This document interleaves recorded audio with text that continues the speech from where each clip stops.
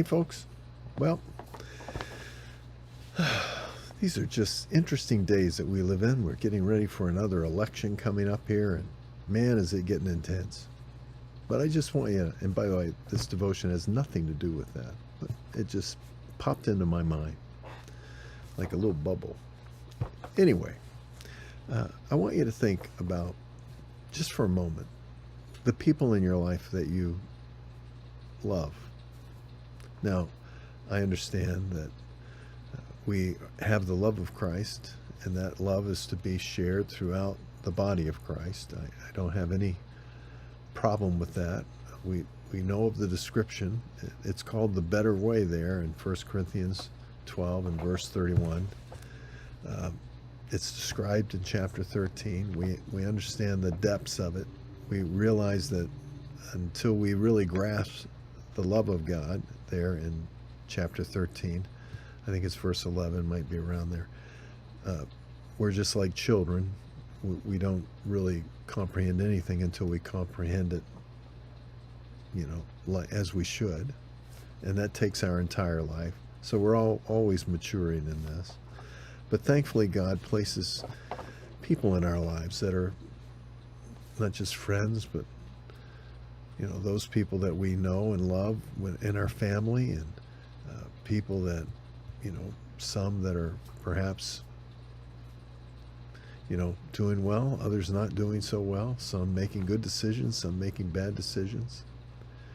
And they're part of us uniquely in terms of our family structure, and then extend that out into the family of God, the body of Christ. And what does God tell us about his love? Well, to me, it's interesting that there's such a broad variety of people on this earth. And by the way, you and I are one of them. We're no exception. We're not like the norm of what's great. We're no exception. And that all of those people, good, bad, and indifferent, God has a great love for them and expresses that love sacrificially. And maybe you can think about some of the issues that are going on, and perhaps with loved ones, some close, maybe some further away, that the relationship is strained perhaps through poor decisions, through hurtful acts of bad, verbal, I don't call it abuse, but maybe it was that, and you're just not in a good place. I just want you to take a moment and think about how the love that God places in our heart in a family setting is always sacrificial love. It's no different than his love. When a mother cares for a child, you sacrifice a lot of time and effort. Parents do. Man, mothers, unbelievable. Just the whole nurturing element. There's such a sacrifice in that love. And and as a child grows, the sacrifice still remains. And it doesn't matter how old the child gets, there's this incredible sense of a mother's heart caring for that child, sacrificing her own, if you will, concerns for that child. I've seen it over and over again.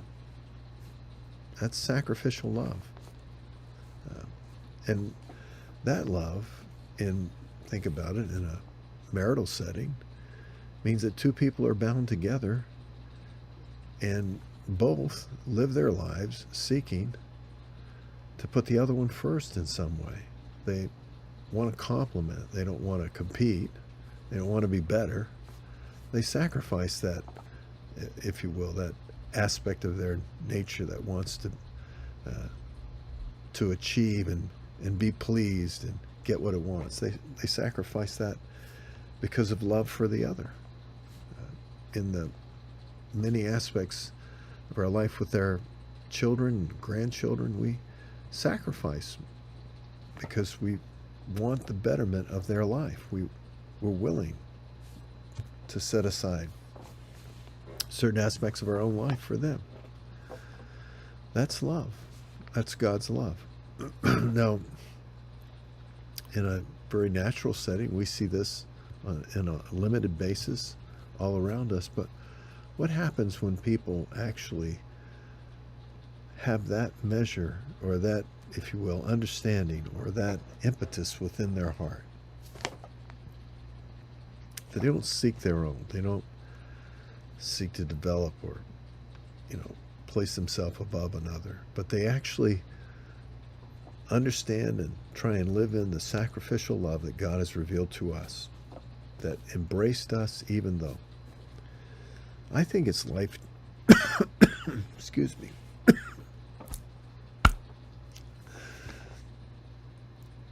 I choked on a fly. Just kidding. Good old Beelzebub. I think it's life-changing. I think it's absolutely life-changing. I think it's what changed my life, the fact that I felt that people loved me even though they didn't have any reason to love me, and they loved me sacrificially. They allowed me to be a part of their life when there was no benefit in it. There was nothing that I could offer or give to them. It was just the sense of choosing to sacrifice, literally, their own, in many ways, their own benefit for me. It's what changed my life. I believe it's the very foundation of the finished work. That when Christ said he finished it all, he sacrificed everything so that we could have his everything. I don't bring anything to it. He sacrificed his all so that I could have his everything. That very nature lives in you and me. What a blessing it is to hopefully pass this on to our kids and grandkids and our families. What a blessing it is to have families that are founded on this. Two people that are bound to each other with not just love. I love you because you've done this, this, and this. But how about this? I love you sacrificially. I love you whether I can fill in those blanks or not. I'm committed. Just as God was committed to this world. I'm committed to love you. Now that may make a huge difference. It may just make everything a little different. And I think, truthfully, it's something the world just simply doesn't see anymore. Till next time, friends. God bless you.